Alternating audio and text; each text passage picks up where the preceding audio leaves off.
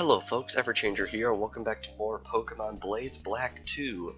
Last time we made our way here to Virbank City, and our mother told us that we could find the Virbank Complex to the south. In this episode we are going to be heading there in the hopes of catching some more Pokemon. But first things first, what I want to do is I want to take this item and move it over to Mareep, because I think Mareep could be helpful to us in terms of catching Pokemon, so I kind of want to keep it around for as long as possible. But first things first, we're going to be heading down here. Do you give me something? I seem to remember that you do. No, there's someone around here that does. I know it, I just don't know who it is. Oh well. We'll just have to keep it in mind. Virbank Complex, where fire meets steel. There are quite a few items that we can get over here if I'm remembering correctly. And there are also a lot of Pokemon as well. TM47 low sweep, that will be very good. I don't remember if that's the one that increases damage based on weight. There's low kick and there's low sweep. I can never keep track of which one is which. Okay, I think it's this guy that gives us something. Yo, this is a good deal. Why don't you trade your Pokeball for my Great Ball? Yeah, sure. Pretty much a free upgrade to a Great Ball. I think you can do this once a day, so we're gonna have to keep that in mind. But anyway, let's head on down here into the complex, and I really want to get some headway on catching Pokemon, because we only got 30 at this point. But it's possible that we probably could have up to about 50 or 60 right now, so probably going to take this episode as well as the next one to catch Pokemon and explore, not really do that much story progress. Hope you'll understand, but there are a lot of Pokemon in this game, so we're going to want to keep on top of this as best we can. Right here we've got an Ekans, or Ekans, or whatever. All the people I've met they pronounce this differently, I don't know why. Alright, we're wrapped, which is unfortunate, but not as unfortunate as if it were to happen in Gen 1, as I've already said, I think. Alright, Ekans is good and weak. Don't poison me, please. Okay. I think we're probably good to try and catch this, so let's chuck a Pokeball at it and see if we can.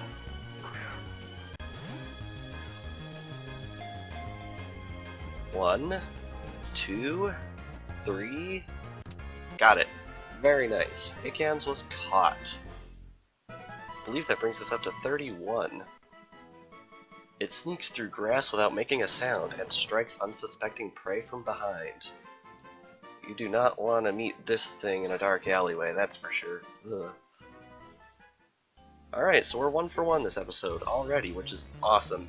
The nice thing about this hack is in most areas, as you can see, there are probably about a dozen brand new Pokemon that you can get. And that goes for, I think, pretty much every single area in the game.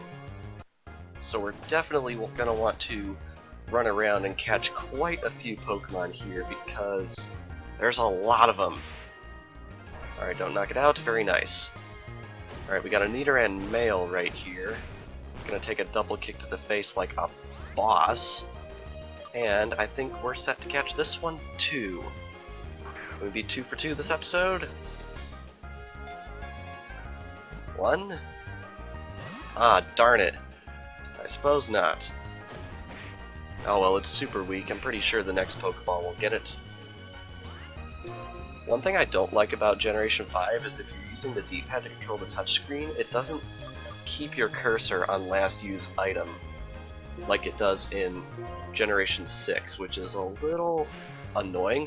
Oh, this is special right here. You see how it made that whistle and then shook and we caught it in one wiggle?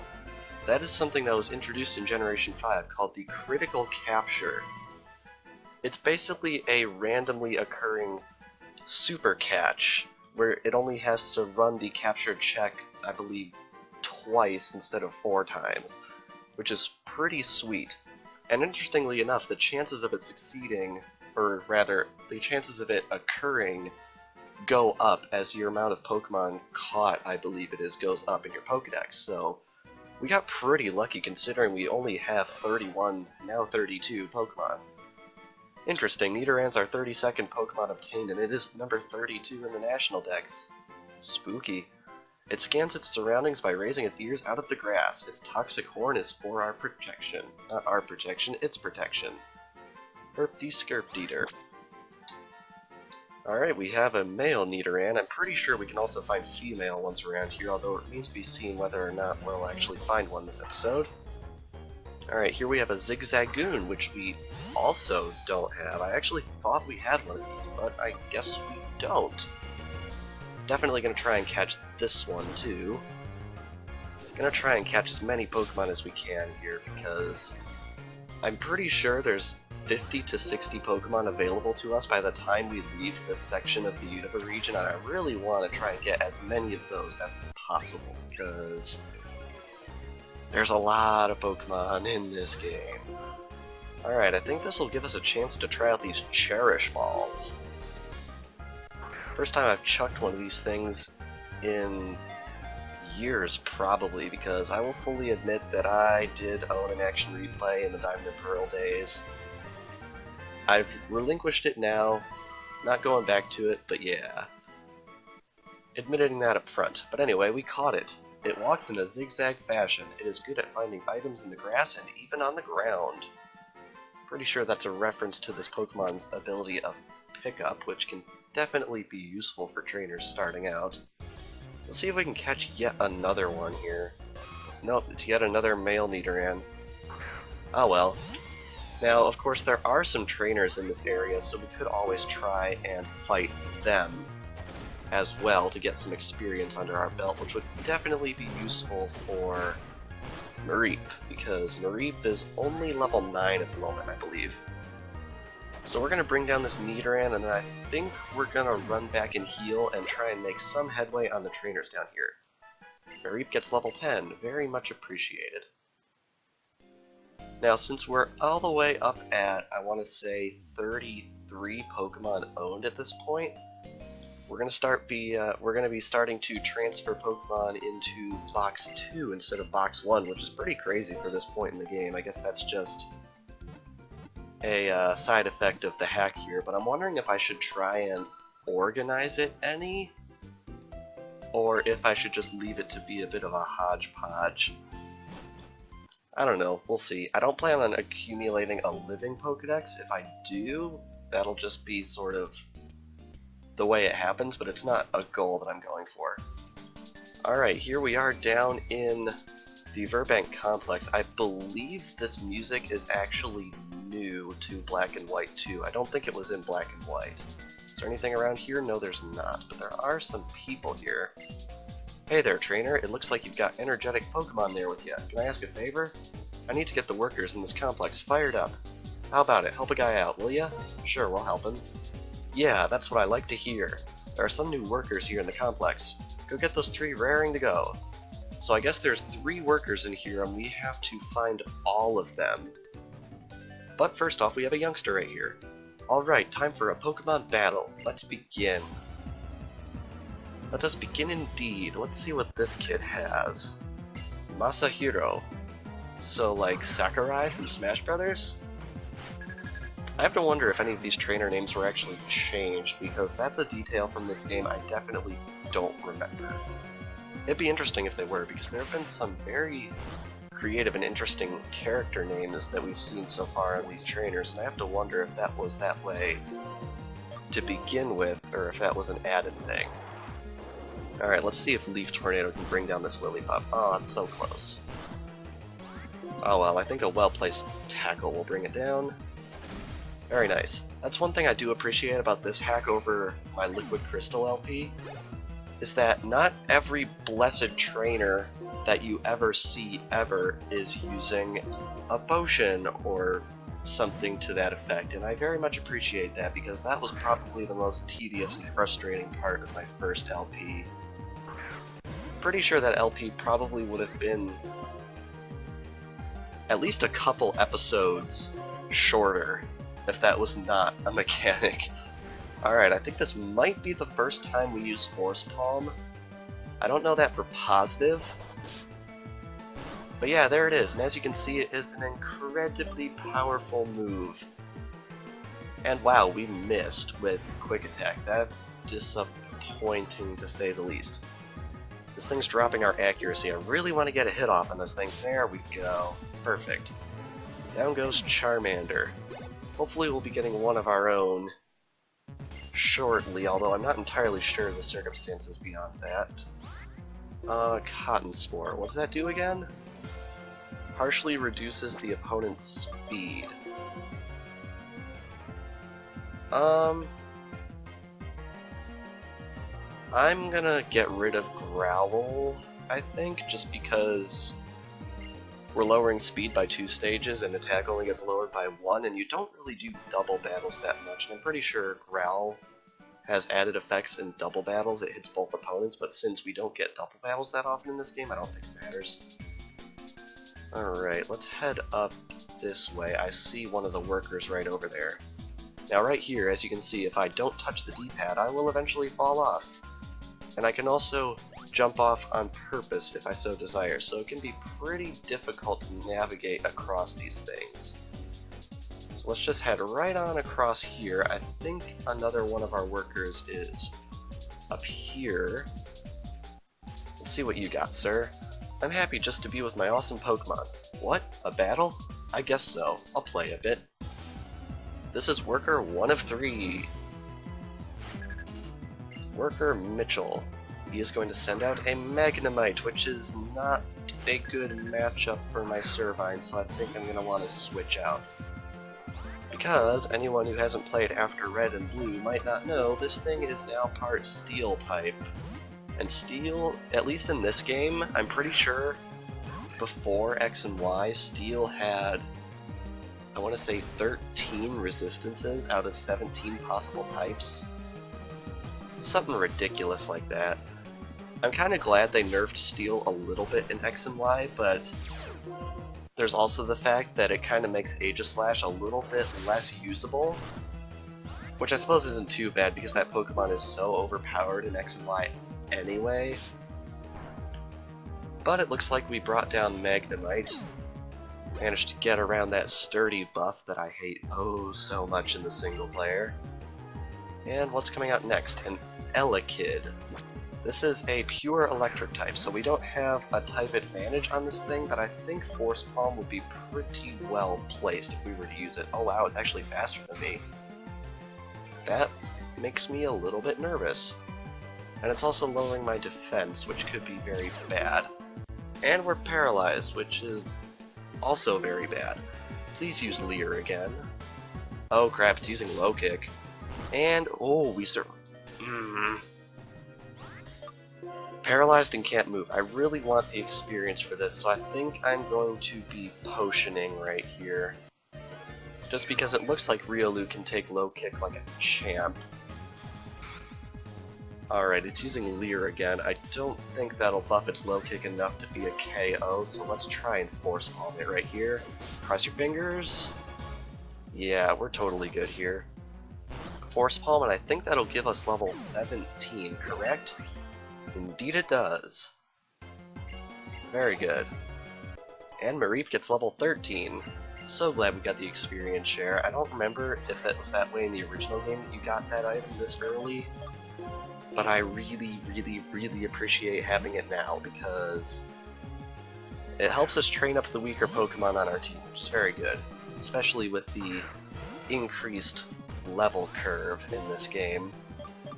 Alright, let's try out Leaf Tornado since it doesn't make contact, so we don't have to worry about any sort of static or anything like that, although I'm not sure if Electrike even has static as an ability, so I might just be worried for nothing. And of course, Leaf Tornado misses, which is very unfortunate. This one won't miss. Indeed it doesn't. Awesome. And there goes Electrike. That should be the first worker down. Level 18 on Servine. And we defeated the first worker. Very cool. I completely forgot. If I don't work really hard, my Pokemon won't have a chance to shine. Alright, time to get to work. Alright, that's one worker invigorated. And it looks like we have another trainer up here, so let's try and see if we can't fight this guy. I'm gonna get a lot stronger so I can impress Roxy. That's why I'm fighting you, kid. Roxy makes me nervous because given the trouble we had against Chiren, I shudder to think how rough Roxy's gonna be if we don't get some serious leveling done on our team. Alright, Leaf Tornado does a lot of damage to that Mankey, holy cow. I think a well-placed tackle is in order. Very good. Get our experience for that, and up next is Shinx, which is yet another new Pokemon that we haven't seen yet. A really, really, really adorable Pokemon that we haven't seen yet. At least I'm pretty sure we haven't seen it yet. Maybe we have, and I'm just crazy. We've already seen upwards of 60 Pokemon, I think, so might be getting a little fuzzy on that already. Mareep gets level 14, which is crazy awesome. Now we've got a Spinarak coming out. I'm going to switch into Houndour because Spinarak is not going to do well against my Ember attack. Also, Houndour is one of those Pokemon that I feel like a lot of people use, but I never have, but I really, really want to give it a shot, so we'll just sort of have to see. We'll sort of have to curate our team as we go, and I have already received a request for a Pokemon that I'm going to be using on my team later on, so we gotta keep that in mind. But as you can see, we are handily destroying this Spinarak with our Fire-type attacks, which is super awesome, and that should get Houndour to level 10. Indeed it does. Do we get a new move at level 10? No, we don't. That's unfortunate.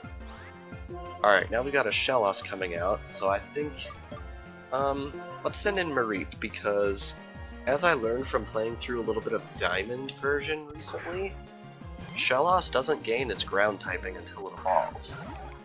So as of right now, it is pure water, which means it will be purely destroyed by my Thunder Shock. Sort of. Well, we got a paralysis off, which is good. And it already pays off because Shellos is forced to skip its turn. Very, very nice. And yet another Thunder Shock comes out to be a critical, and we bring it down. Awesome. A lot of experience from Mareep right there. And I believe right down here is our next worker. Every day is the same. I get bored when things don't change, so I don't mind battling you. Alrighty.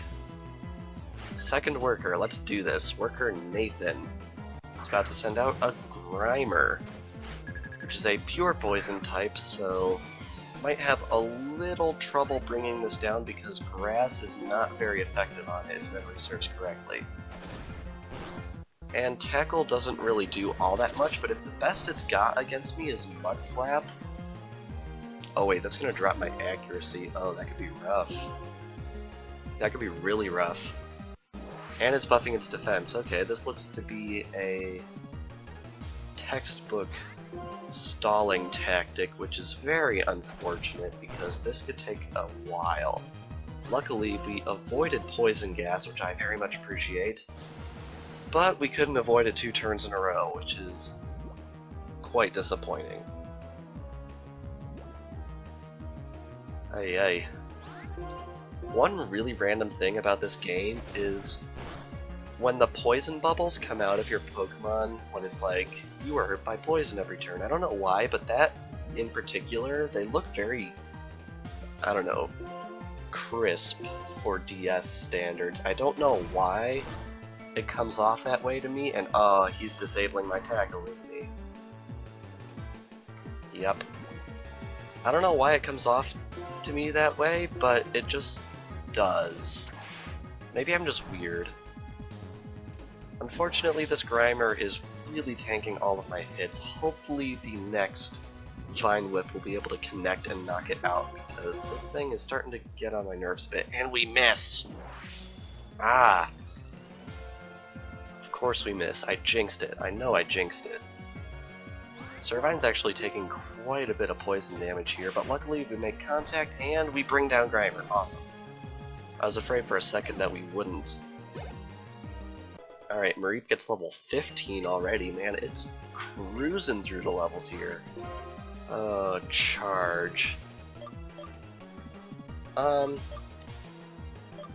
We never used Cotton Spore once, but I think I want Charge just because if we can sort of charge up for a super powerful Thunder Shock, I think it'll be a lot better than an opponent getting lower speed. Bit low on health right here. I think we're going to want to switch. So we are going to go over to... You know what, let's try that charge tactic right now. We're going to switch over into Mareep because I'll be honest, I don't really like the low health music in this game. I mean, don't get me wrong, I enjoy the concept of low health music, I just don't like the song itself very much. Mostly because the regular battle themes are just so much better, and no matter what situation you're actually in, it always plays the same low health music, so it sort of takes away from epic music like that of boss fights and whatnot. Alright, as you can see, that charge let Thundershock do a ton of damage to that Neckhands. And we were able to bring it down with a pointless critical, probably pointless, not entirely sure. Up next is Coughing. I think we're going to try and repeat that strategy here. Level 14, wow, they're really keeping up with us on the levels. Eee. Let's just get our special defense up with Charge right there. I don't think Charge actually upped your special defense until this generation. I might be wrong on that, but I know that at least when Charge was introduced, it didn't say it was raising your special defense, so... Not really sure what's up with that. Coughing gets down to almost 0, which is very awesome. Can Thundershock connect? Yes, it can! Down goes Coughing. Awesome. Get level 16 on Mareep. Very nice. And down goes Worker Nathan. Almost done with this area, we only have one worker left, and oh man, Mareep evolves at this level? I did not know that. We're getting an evolution today, folks.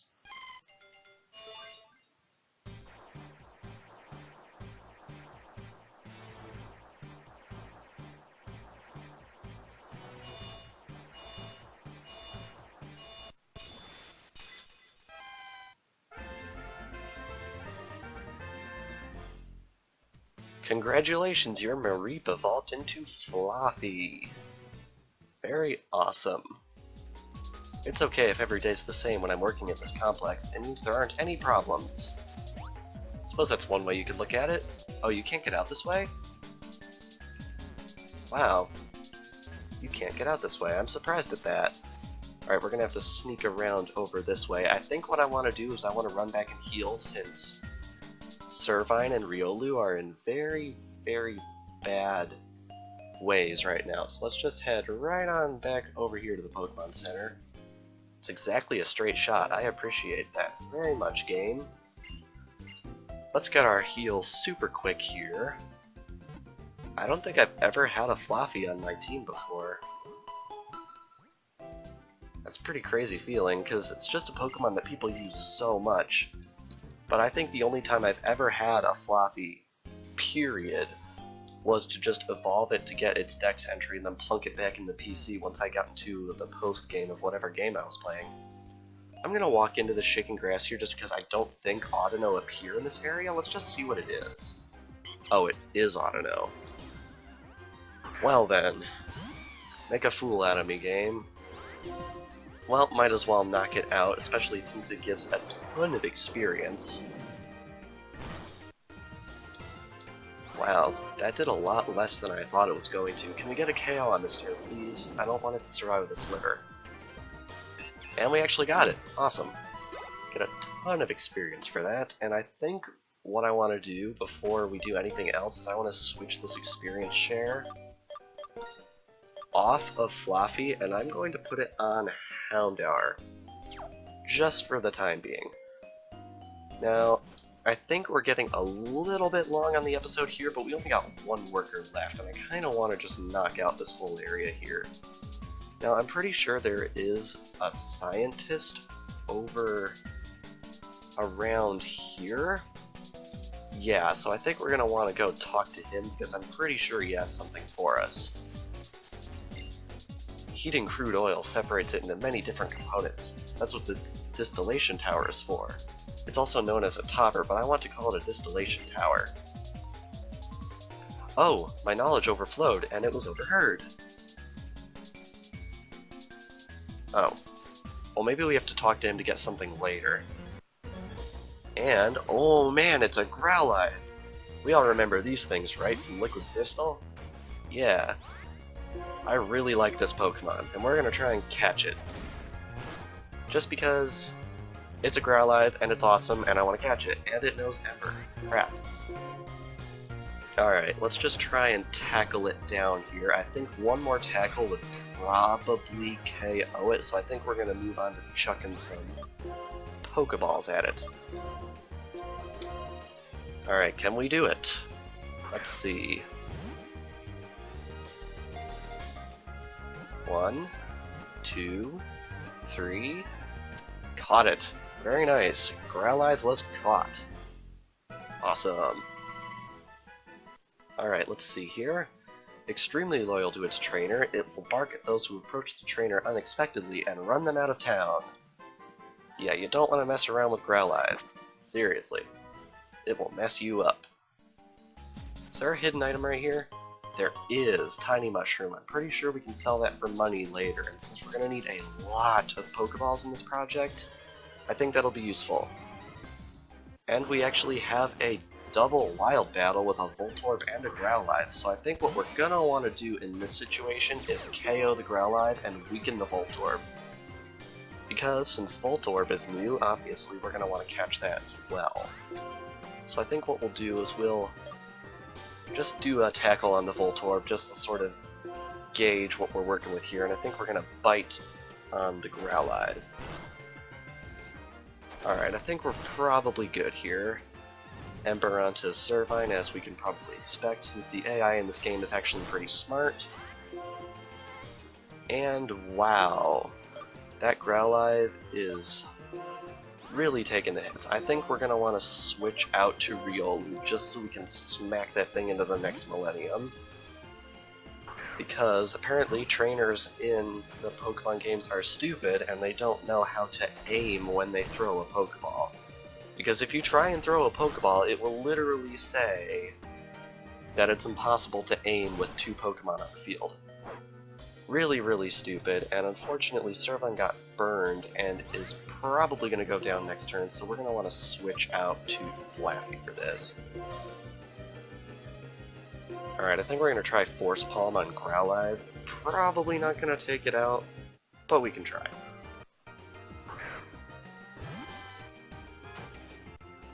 Alright, taking a Spark to the face. Please be aiming for Flaaffy. Darn it. Oh well, at least we don't get the paralysis. Force Palm does a decent amount on Growlithe.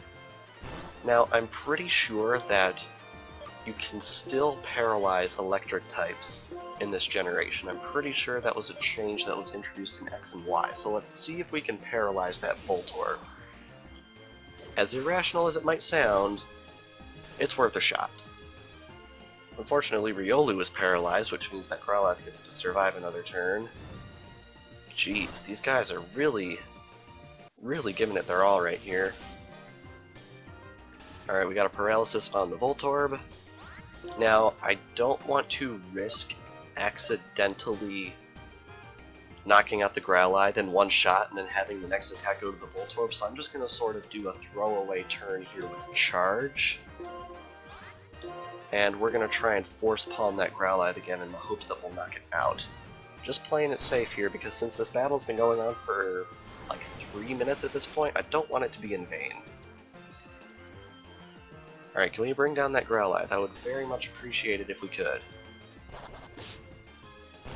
Yes! Awesome.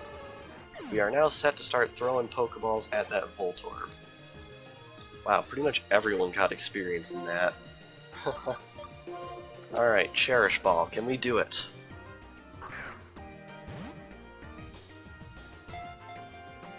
One, 2, 3. Dang it, so close. Ah. Well, it's paralyzed, so we pretty much get another free shot at this thing. Cross your fingers. Let's catch a Pokeball and a Pokeball. Or not, jeez, what the heck is up with that? Didn't even shake that time, my word. I call hacks, game. Alright, if this one doesn't catch it, I don't even know. 1? I guess I don't even know. Ah. Paralyzed again, I guess that's good. But seriously, level 12 paralyzed Voltorb in low yellow health. I mean, honestly. 1? What is this crap? It's a Voltorb and it's level 12. Seriously? These Pokemon that you try and catch early game, they really need to get over themselves. As I've said, you're not special. All you're doing is making my life a little bit more difficult. 1, 2, 3... Ah. You guys are seeing this, right? I mean, this Voltorb really is not worth the 6 or so Cherish Balls we've thrown at this thing. I mean, my word. I mean, these things were free. I want them to go to good use. 2, 3... There we go, finally. My god. Okay, we caught Voltorb. Finally. It looks just like a Pokeball. It is dangerous because it may electrocute or explode on contact. Either that or the trainer trying to catch it will explode upon contact with it. Sheesh. Okay, gotta wade through this grass here. Is there an item here? There is! A free Great Ball. Okay, at least that heals the wound a little bit. Now, unfortunately, that battle did a number on my Pokemon and took a decently long amount of time, so I think we're going to have to end things off before we get to that third worker there. Which is a little bit unfortunate, but them's the ropes. What did we earn a medal for? We earned the Dowsing Beginner Medal. Oh, that's funny. We found enough hidden items to qualify for that, even though we don't have the item that lets you search for hidden items yet. I guess I'm just that good. Alright, so let's heal up our guys here. And I think now that we have done that, we are going to be ending things off here. So, this past episode, we made our way into the Virbank Complex and caught several new Pokemon, and we started to make headway towards invigorating the workers of this place, which I'm pretty sure is an entirely optional side quest. And next time we are going to be wrapping things up here, catching some more Pokemon, and maybe trying out our new fishing fishing rod. So without further ado, I will see you guys next time.